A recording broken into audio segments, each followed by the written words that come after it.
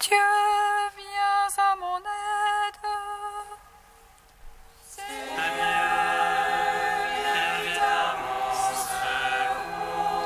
Gloire au Père, au Fils, au Saint-Esprit, maintenant et toujours. Dans les siècles des siècles. Amen.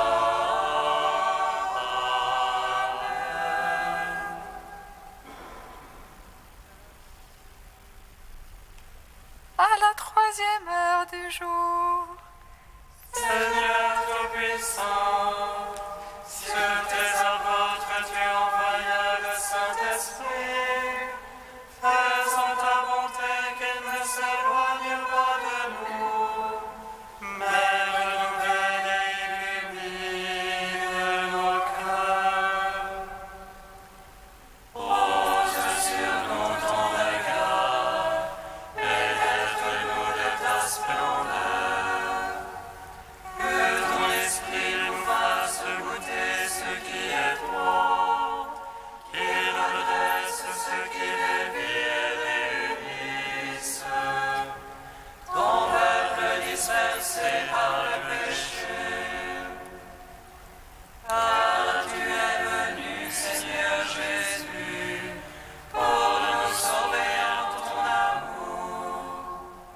Toi qui enduras la mort au milieu du jour, et par ta résurrection à tout rempli de gloire, avec le Père et le Saint-Esprit, nous te louons.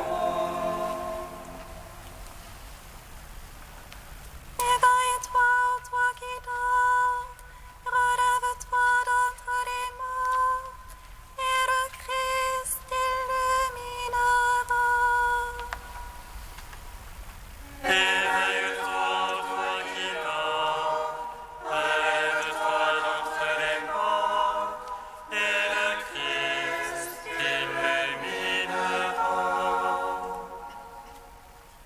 Si l'Esprit de Dieu habite en vous, celui qui a ressuscité Jésus d'entre les morts, donnera la vie à vos corps mortels. Éveille-toi, toi qui dors, relève-toi d'entre les morts, et le Christ t'illuminera. Toute la création vit dans l'attente d'être un jour délivrée de la mort, pour entrer dans la liberté de la gloire des enfants de Dieu. Éveille-toi, toi qui dors, relève-toi d'entre les morts, et le Christ t'illuminera. Psaume 118, strophe 6. Oui, je lève les mains vers ta parole, car je l'ai beaucoup aimé. Oui, je lève les mains vers ta parole, car je l'ai beaucoup aimé. Que me vienne ton amour, Seigneur, ton salut selon ta promesse. Que je riposte à l'insulte par la parole, car je compte sur ta parole. Ne m'ôte pas la parole de vérité, car j'espère en tes jugements. Que j'observe ta loi sans relâche. Autre jour et à jamais. Que je sois au large en ma démarche, car j'ai cherché tes préceptes. Devant les rois, je parlerai.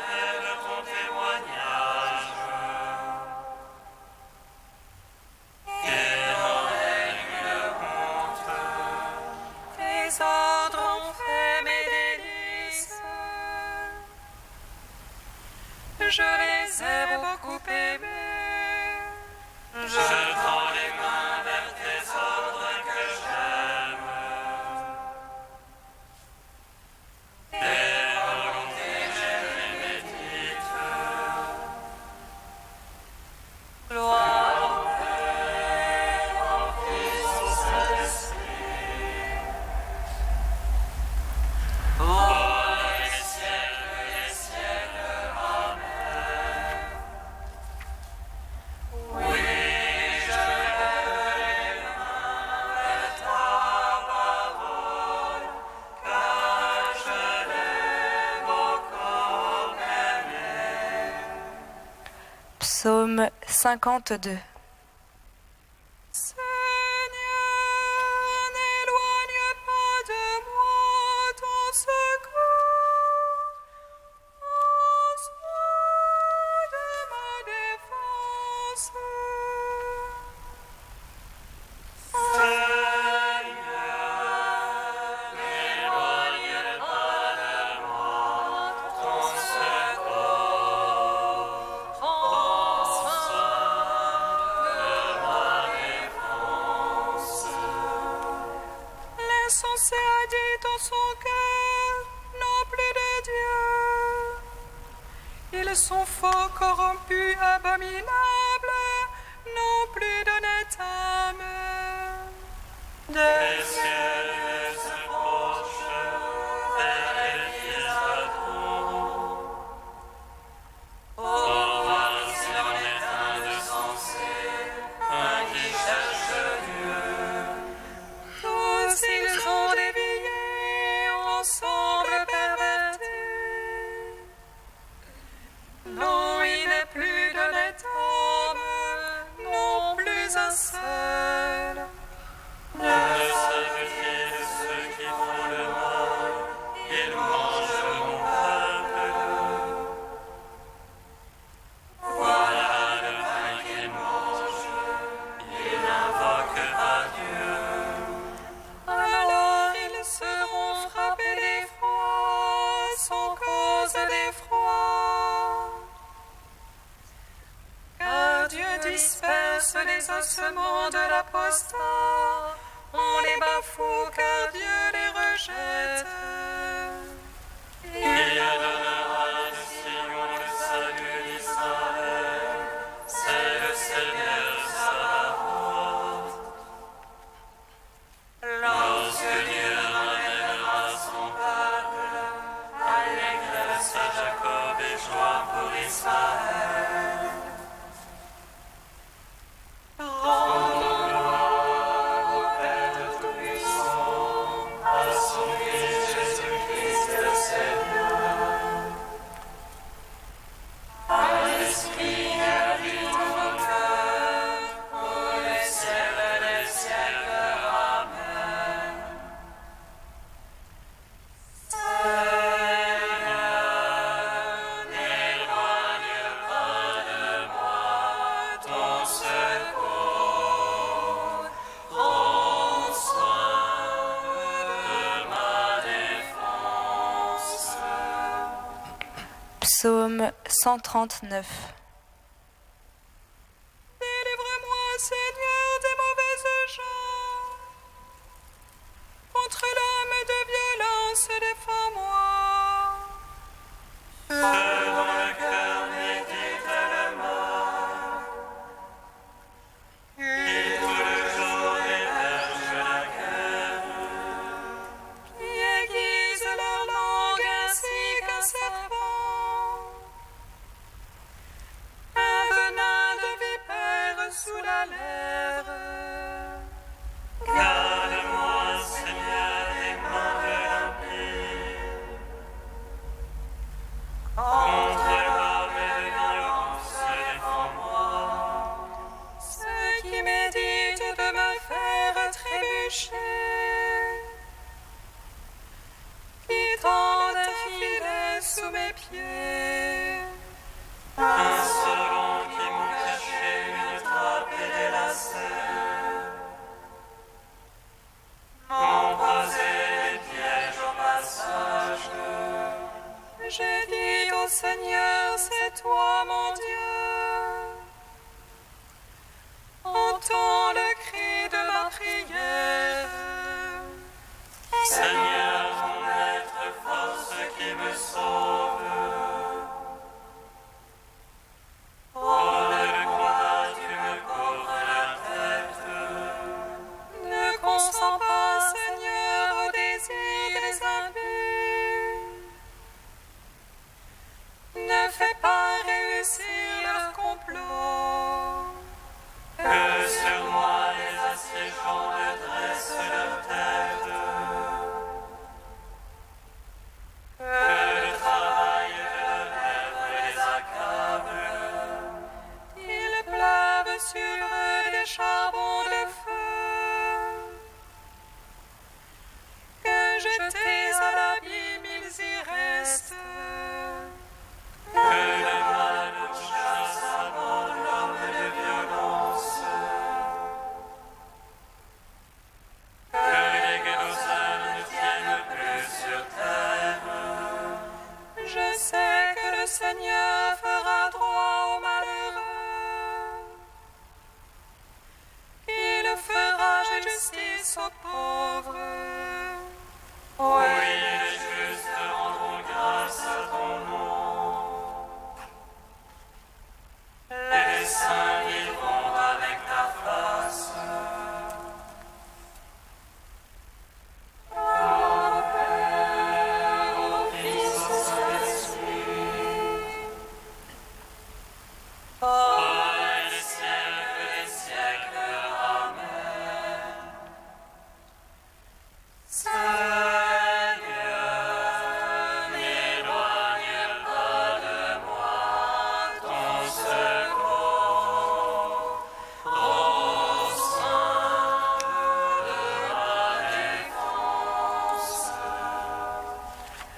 Cantique d'Isaïe, page 303. Nous avons péché devant toi, Seigneur, et nos fautes témoignent contre nous. Nos péchés sont toujours devant nous. Nous reconnaissons notre tort.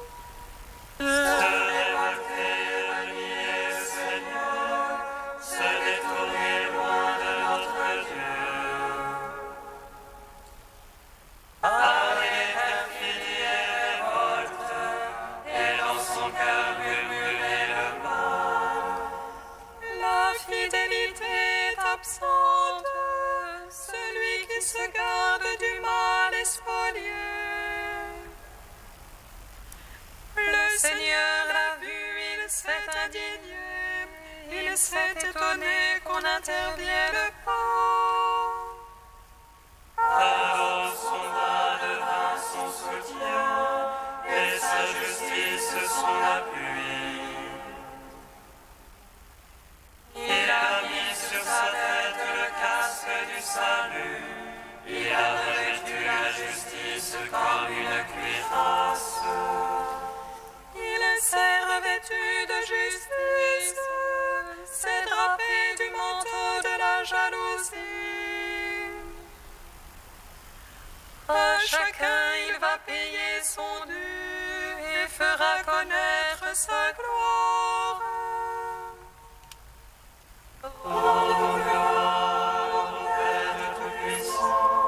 À son Fils Jésus-Christ le Seigneur. À l'Esprit qui habite en nos cœurs, pour les siècles, Amen.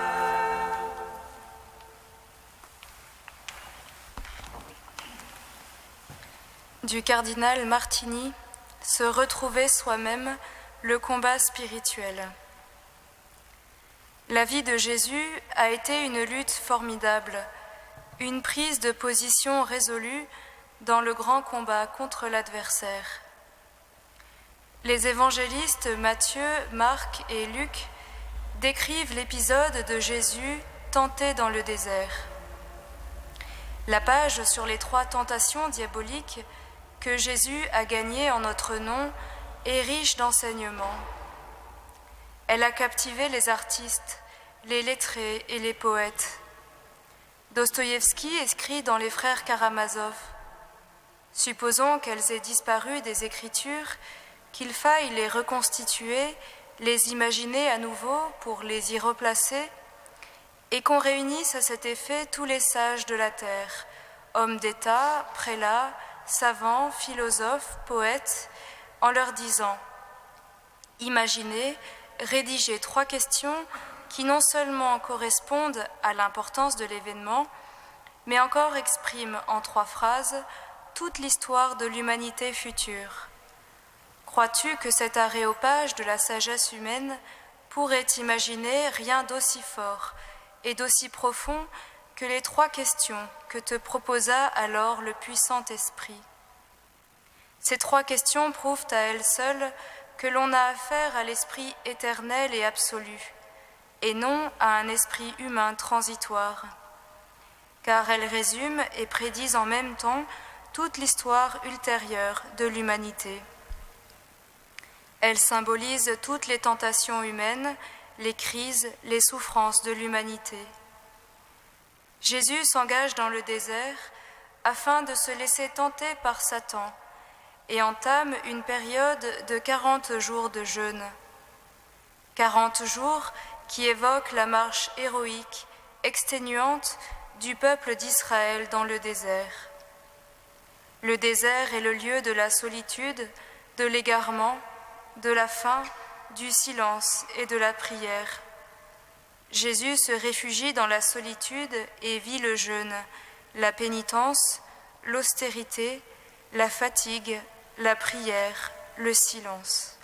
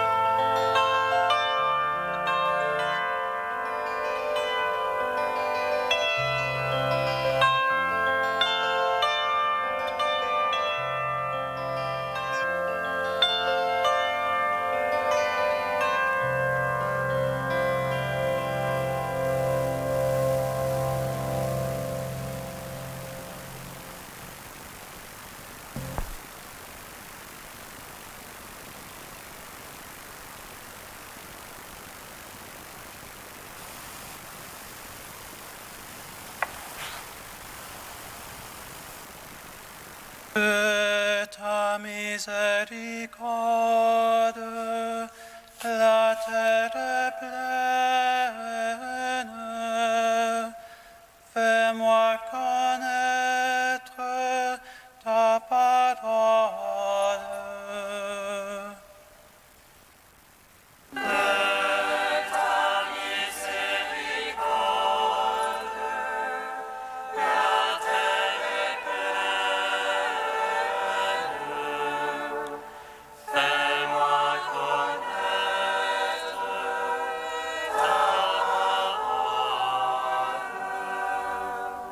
Ma parole qui sort de ma bouche ne me reviendra pas sans résultat.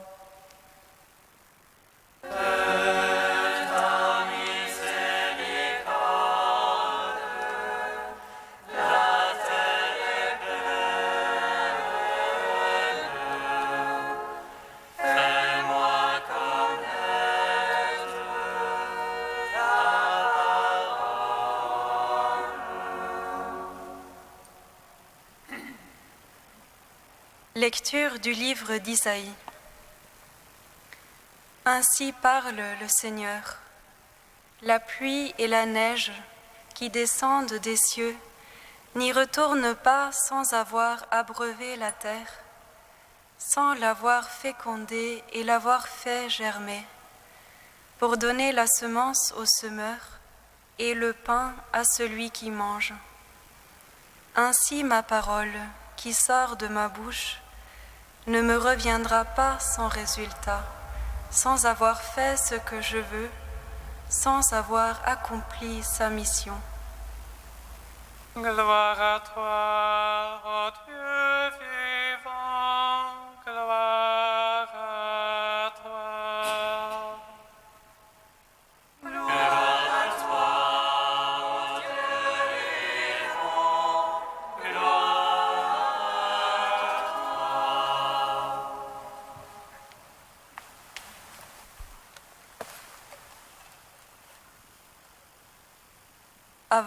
Avant les semailles du printemps, vient le temps du labour pour le sol. La terre est retournée, remuée, secouée, pour pouvoir redevenir ce terrain favorable où fermentent de nombreuses cultures, avant d'accueillir de nouveau à la fois la semence et l'air, l'eau et la lumière, qui lui permettent de germer, croître et enfin porter du fruit. Ce processus est un besoin vital pour la terre. Et celui qui nous parle de manière imagée à travers cet extrait du livre du prophète Isaïe le sait très bien. C'est un rural attaché au sol, à ses traditions et au rythme des saisons. Il connaît les rites agraires et les rites saisonniers, en cas de sécheresse comme au cas de pluie abondante. C'est souvent par des images de nature qu'il évoque et provoque l'espérance du peuple d'Israël en son Dieu. Et comme Jérémie, il sait que Dieu veille sur sa parole pour l'accomplir. Il ne connaît d'ailleurs qu'un seul mot dans sa langue à lui pour exprimer ces deux réalités, parler et accomplir. Comme la terre a besoin de la pluie, l'homme lui aussi a un besoin vital, essentiel. Ce que la pluie est pour la terre, la parole de Dieu l'est pour l'homme assoiffé de vie. L'homme ne vit pas seulement de pain, mais de chaque parole qui sort de la bouche de Dieu, avons-nous entendu dimanche dernier. Oui, Dieu parle, Dieu nous parle, à chacun et à chacune d'entre nous. Dès la première page de la Bible, nous pouvons constater que la création tout entière a entendu sa parole, avant l'homme même. Dieu dit que la lumière soit, et elle fut. Il envoie son verbe sur terre, rapide court sa parole, chante le psalmiste. La rapidité, l'efficacité de sa parole est telle qu'elle ne peut que nous mettre en mouvement, nous aussi, pour nous retourner à l'image de la terre labourée et devenir, grâce à une intervention extérieure, cette terre aérée, allégée et assainie, une parcelle de bonne terre ouverte, accueillante, qui tend l'oreille. De même, notre retournement est souvent le fruit et la conséquence d'un amour désintéressé, d'une bienveillance d'autrui qui nous secoue parfois dans nos habitudes et notre autosuffisance bien installée.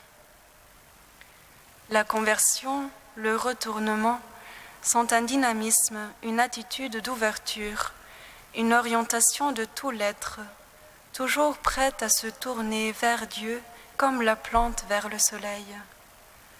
À se tourner vers Dieu, oui, mais aussi, et c'est un seul commandement d'amour, à se tourner vers le prochain, à se convertir à l'autre.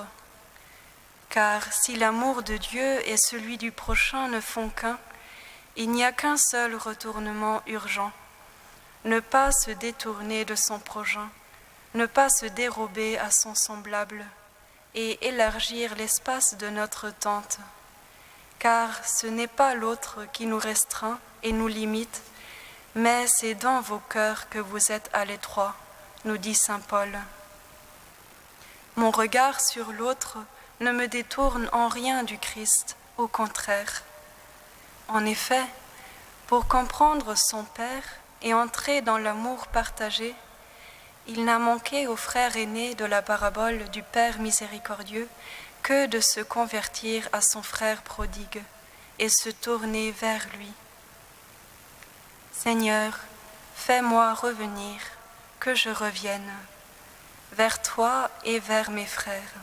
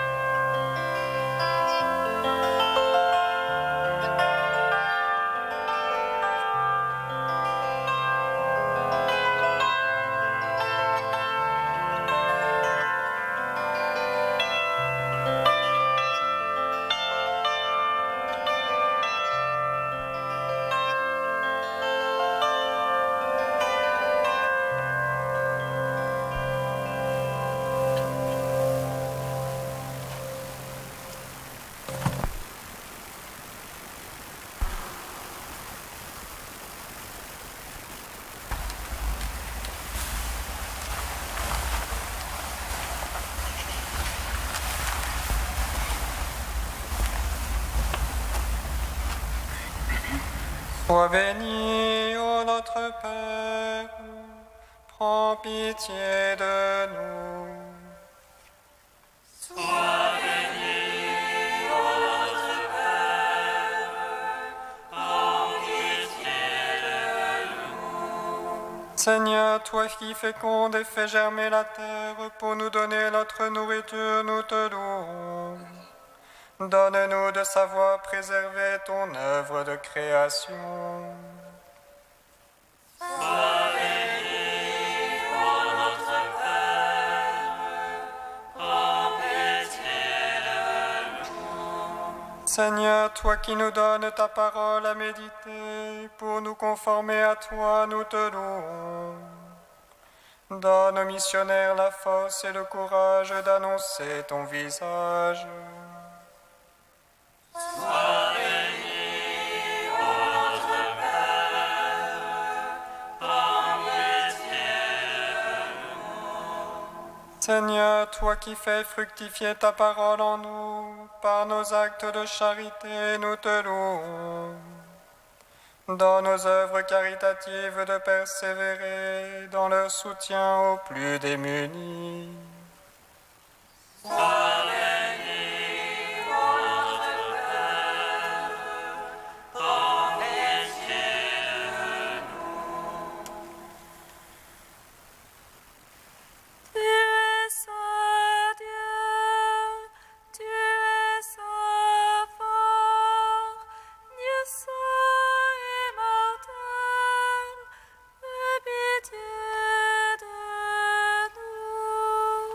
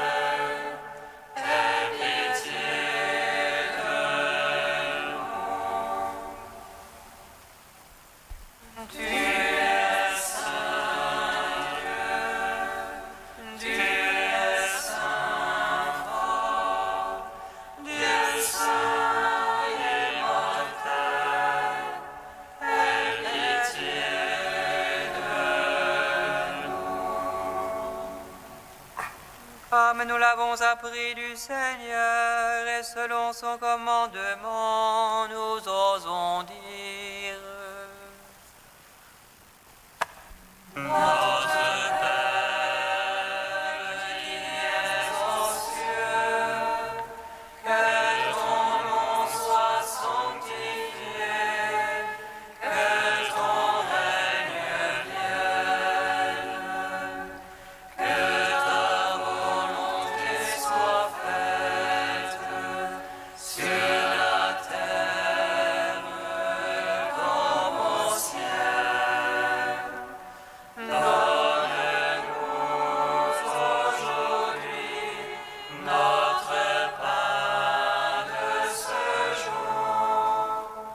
Pardonne-nous nos offenses, comme nous pardonnons aussi à ceux qui nous ont offensés. Et ne nous soumets pas à la tentation, mais délivre-nous du mal.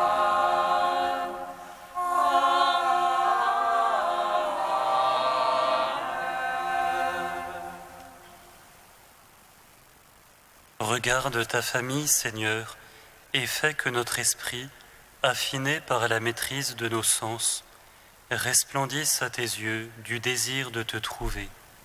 Par Jésus-Christ, ton Fils, notre Seigneur et notre Dieu, qui règne avec toi et le Saint-Esprit, maintenant et pour les siècles des siècles. Amen.